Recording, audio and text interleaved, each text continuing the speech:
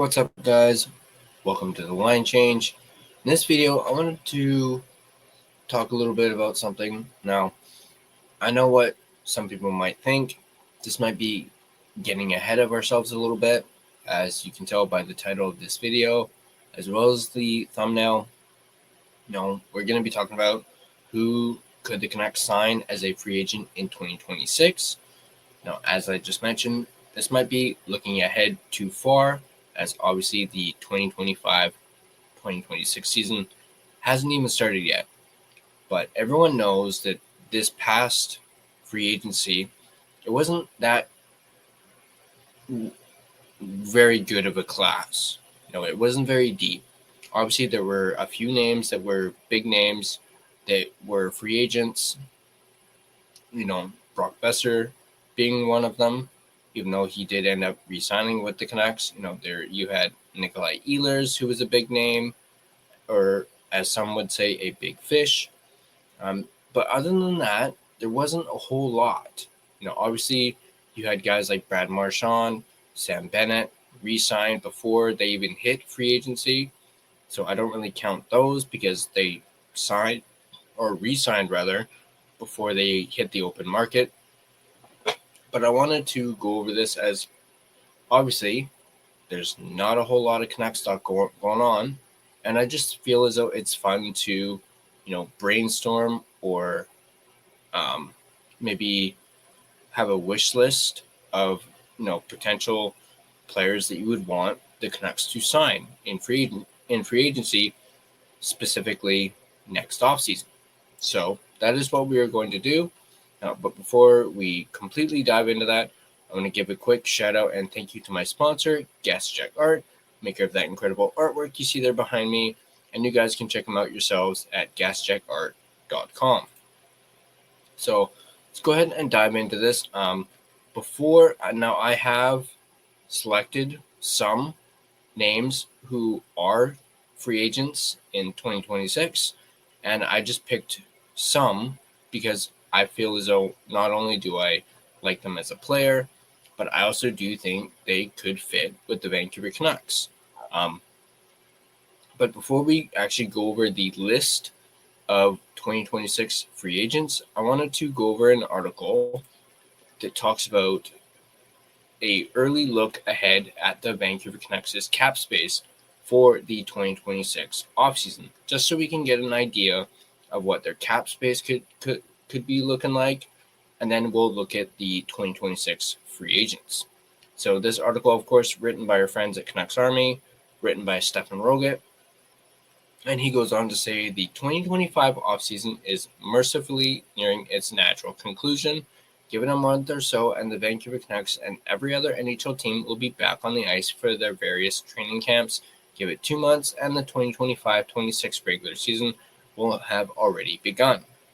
The summer of 2025 has brought change to the Canucks, though perhaps not as much as some were expecting. There's still plenty of time for that to change, but it is increasingly looking as though the Canucks will be pursuing some of their missing pieces well into the season and perhaps beyond, which makes this as fine a time as any to temporarily leave the 2025 offseason behind and take a very early look ahead to the 2026 offseason.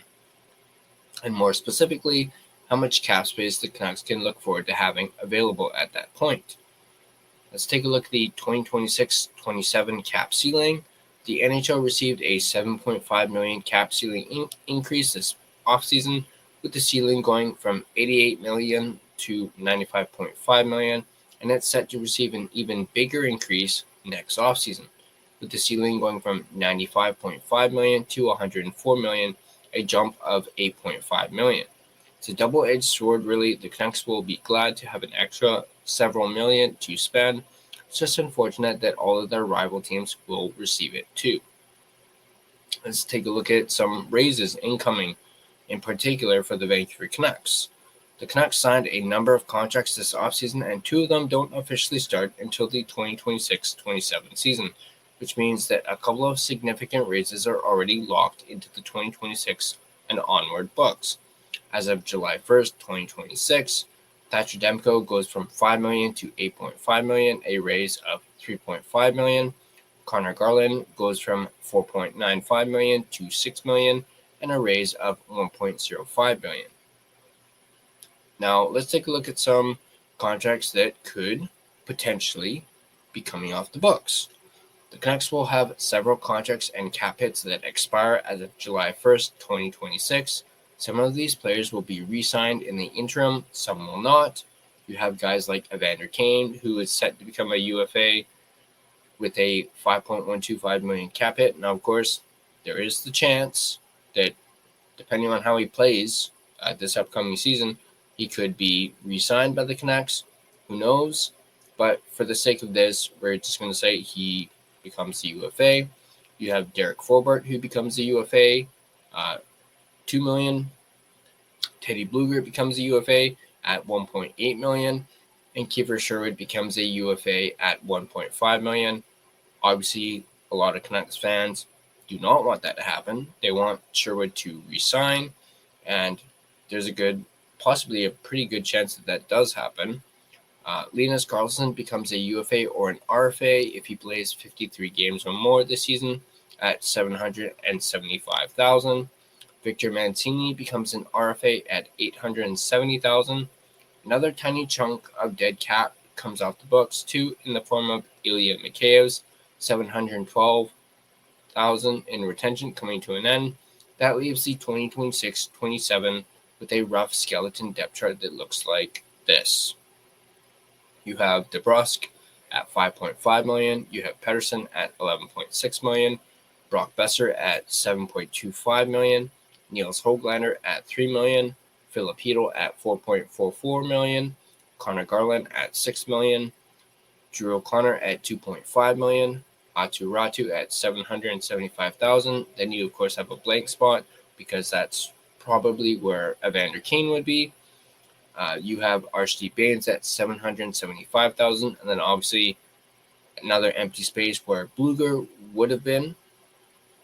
Then you have another open space where, for instance, if Kiefer Sherwood were to become a free agent, that is where he would have been. Then you have Quinn Hughes at $7.85 million, Philip Hronik at $7.25, Marcus Pedersen at $5.5 million, Tyler Myers at $3 million. Then you have DPD at $838,000. Then you have Tom Wielander at $950,000. And then you, of course, have two empty spaces where it could have been potentially Victor Mancini and Derek Forbort. Then you have Thatcher Demko at $8.5 million, and then Kevin Lankinen at $4.5 million. You of course have some more dead cap. Granted, Ilya Mikheyev's cap hit would be gone, but we still would have the dreaded Oliver Ekman-Larsson dead cap at $4.77 million. And this is the last year before this amount is cut in half. That all adds up to 17 of 23 roster spots filled and a grand total cap hit of $84 million, which is a full $19 million under the projected cap of $104 million, which means at this earliest, most basic stage of preview, we can say that the Canucks will have a little more than $19 million to spend on up to 6 additional players, or an average of about $3.17 million per player. Let's take a look at adding from within. You can probably make that depth chart a little more up-to-date and accurate with a few additions from within. One of those open wing spots should be occupied by Jonathan Lekaramaki by the start of the 26-27 season, at the latest, assuming he's not traded in the interim. He'll be in the last year of his ELC with a cap hit of $918,000. Add Lekaramaki to the books, and the Canucks are left with $18 million to sign up to 5 more players, or about $3.62 million per player. Chances are likely that a few others ELCs can be counted on to bring the overall cost down, to leave more over to be spent on new additions.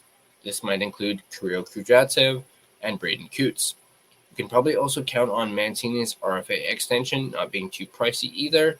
Just for fun, let's add all 3 to the roster with Mancini penciled in at a currently generous $1.5 million extension.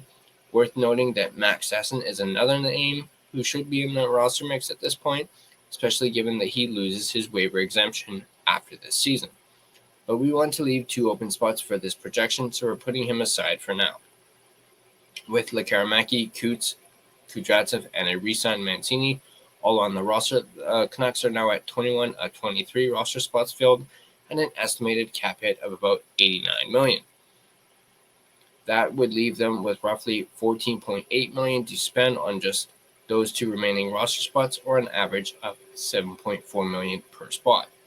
So in conclusion, the Canucks might not find themselves flush with cap space as of the 2026 offseason, but they should still have more on hand to spend than they have in this current 2025 offseason, even with those 2 raises already on the books. This year, the Canucks were really only able to bring in 1 new player of note in Evander Kane and his $5.125 million cap hit. They sort of had to let Pius Suter go in order to even have that room available. That contrasts sharply with the $14+ million set to become available in 2026, as plenty of cap space to, if they wish to do so, re-sign Kane and to add another $10-ish million forward on top of him. Of course, having that cap space and having something to spend it on are 2 different things. Part of the reason the Canucks can currently count on so much cap space in 2026 is because they haven't spent to the cap in the present day.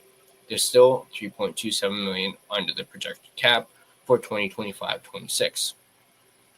Chances are, however, that said cap space gets spent eventually, hopefully on the mega Quinn Hughes extension, which he will be first eligible in the 2026-27 offseason. And depending on the length of the contract involved in that spending, the Canucks could definitely find themselves eating into their 26-27 cap space and beyond well before the 2026 offseason has begun. That's why this is just a very early preview and an extremely rough sketch of what the Canucks will have on hand come the summer of 2026. The time in between will ensure that the reality is at least a little different. So there's that article. I'll leave a link to it in the description down below. But let's take a look at something else, as we're actually going to look at, all in all, who is going to be a free agent in 2026. So I'm going to share this just so you guys can see it on the screen as well. So right now we're looking at Spot Track, and it shows a list of 2026 NHL free agents. Now, obviously, first name on the list is Connor McDavid. I'm going to go ahead and rule him out because this list and these names that I have picked from this list, I want to be as realistic as I possibly can with it. So obviously that would rule out the likes of Connor McDavid, Artemi Panarin, Sergei Bobrovsky, Jack Eichel, Alex Ovechkin, Kirill Kaprizov. I do think Kaprizov ends up re-signing with the Minnesota Wild. Obviously, a lot of these names right now could very well potentially re-sign with their teams before they even hit free agency, much like how Brad Marchand, Sam Bennett did. You have Cale Makar, Patrick Laine, Jacob Trouba, John Carlson, Shea Weber, Jason Robertson, Kyle Connor, Kevin Hayes, Anders Lee, Ante Kopitar, Ryan McDonough, Marty Necas, Cam Fowler, Matthias Ekholm, Evgeny Malkin, Jacob Markstrom, Nick Schmaltz. Obviously, as you can see on the right here, it shows which one of them are UFAs and which one of them are RFAs. So as you can see, we have a slew of UFAs up until about Jason Robertson, who is a RFA. Then you have some more UFAs and then another RFA in Marty Necas. More on that in just a sec. So another RFA in Trevor Zegras, and so forth. So as you can see from that list, you can already tell just by looking at the top 10 of this list that this is going to be a pretty big free agency class. So let's go back and let's take a look at some of the names that I have. So I'll keep this on the screen, but I'll bring up some of the names.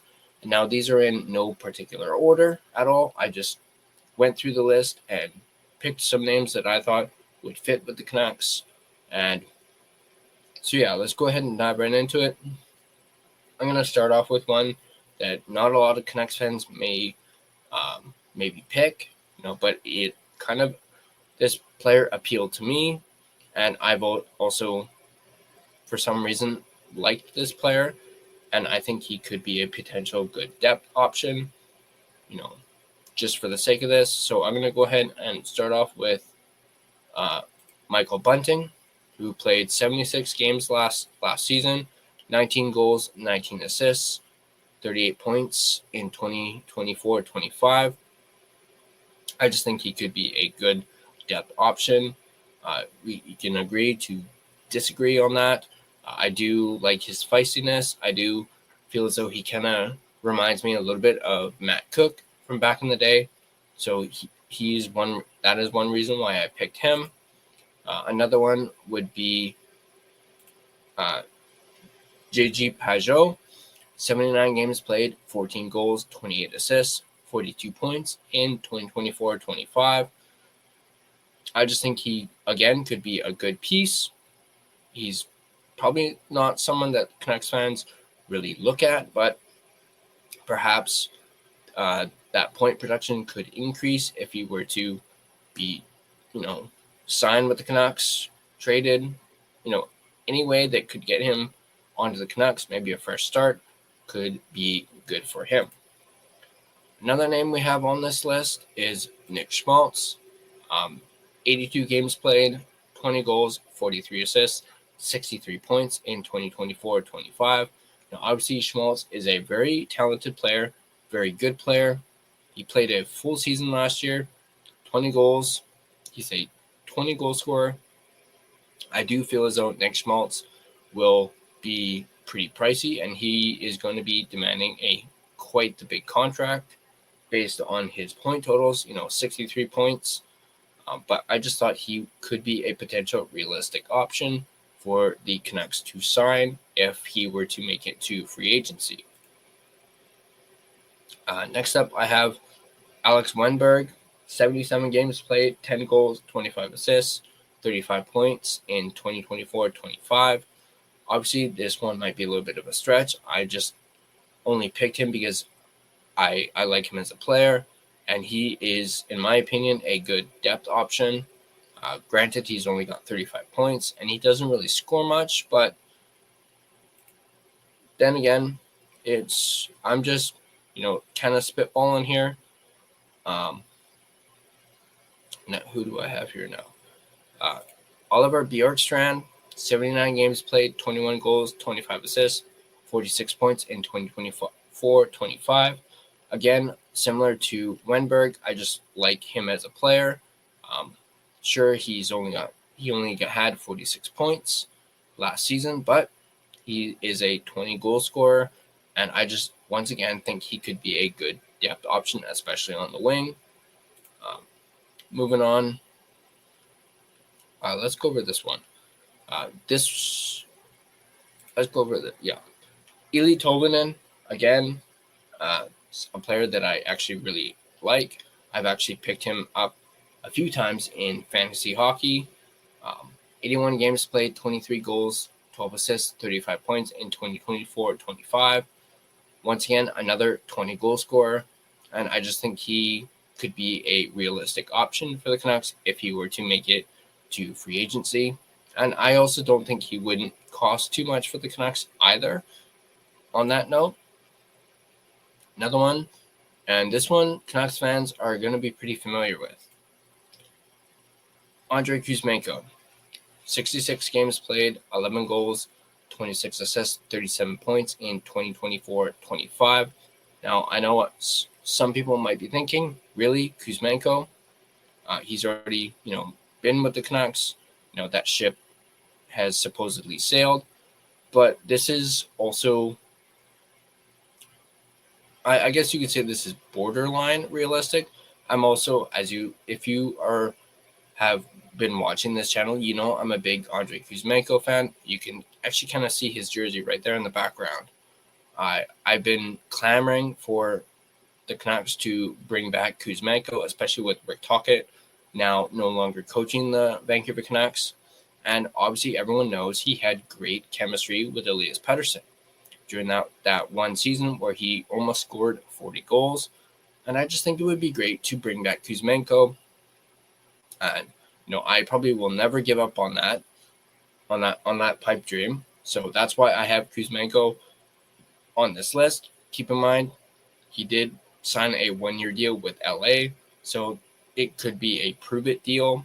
Obviously, after he was traded to LA, Kuzmenko really shined during his brief stint with the Kings at the end of last season.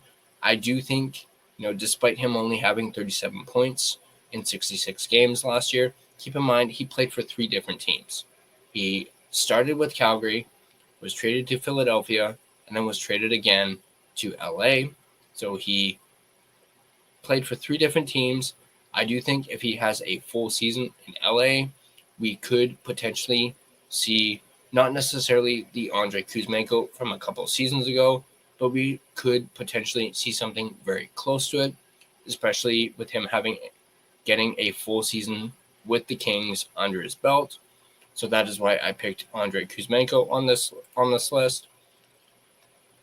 And I guess this is the last one that I particularly chose. Now, on this list, it does say that Marty Necas is a RFA. He actually is not an RFA. He will be a UFA come next season. And I found this out by going to Puckpedia and searching him. And according to Puckpedia, he isn't an RFA. He will be a UFA next offseason. So he could be a potential option.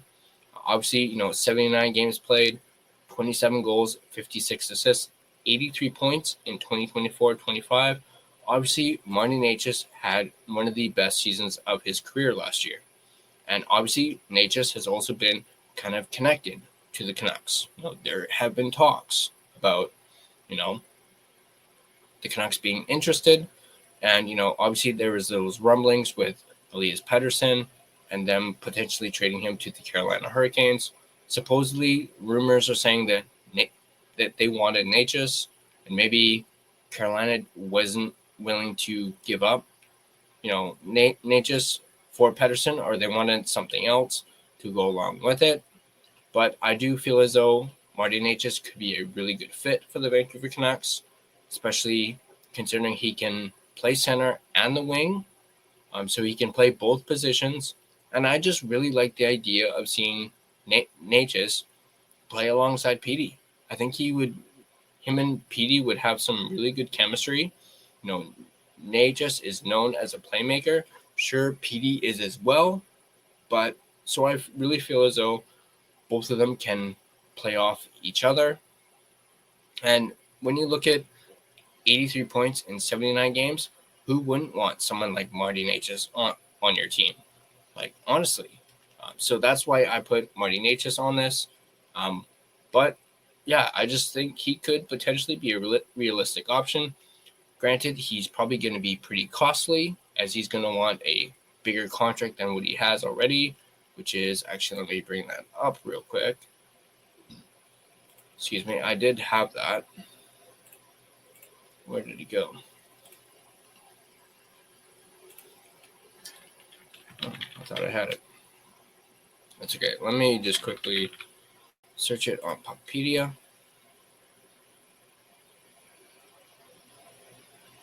And I'm going to bring this up too, so you guys can see. As you can see here, Marty Necas' current cap hit is 6.5 million. And as you can see here, expiry status says UFA 2026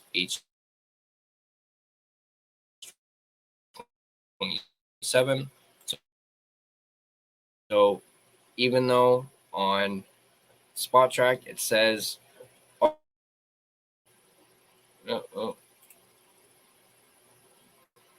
happened? Oh, something happened here.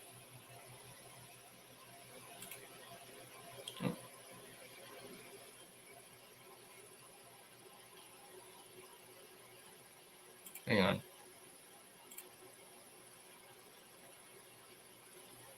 There we go. Sorry about that. I don't know what happened there. So yeah, it says he is a UFA. So yeah, he's making $6.5 million. He's most likely, after the season that he had this past year, going to get a substantial raise. Obviously, that's also going to depend on how he does this upcoming season. So if he's able to get anywhere close to the same numbers that he put up last season, he's due for a raise, and that is probably going to be on the 7 to maybe 8 million range. Probably, we'll see. Who knows? Maybe he'll take the same contract. We don't know. No, we're talking like way in the future, but I could see him getting a substantial raise. But I also see him being a realistic option for the Canucks, especially if they were to pursue that, and especially if they were looking for a quote unquote big fish that isn't named, Connor McDavid or the, top few that are on that list that I showed you guys. I do feel as though Marty Necas could be that big fish for them, especially with, talking about, them having $14 million in cap space. If you were really wanting to spend, if I were them, it would be Necas for me. But I want to know what you guys think. Let me know in the comment section down below what you guys think. And as always, if you guys like this video, be sure to hit that like button. And if you want to stay up to date on all your Vancouver Canucks content, be sure to smash that subscribe button and turn on your notifications so you don't miss a single video. You can find us on social media. You can find us on Facebook. Just search The Line Change to find our Facebook page. You can find us on Instagram at The Line Change. You can find us on X at Line Change Van. You can find us on TikTok at The TLC Podcast. You can also find us on Blue Sky at The Line Change. And feel free to give us a follow on all of our social media platforms. If you prefer an audio version of this podcast, you can find us on both Spotify and Apple Podcasts. On Spotify, feel free to give us a follow and rate and review us. It is, of course, greatly appreciated. That's going to do it for me in this video. As always, go Canucks go, and I'll see you guys in the next video.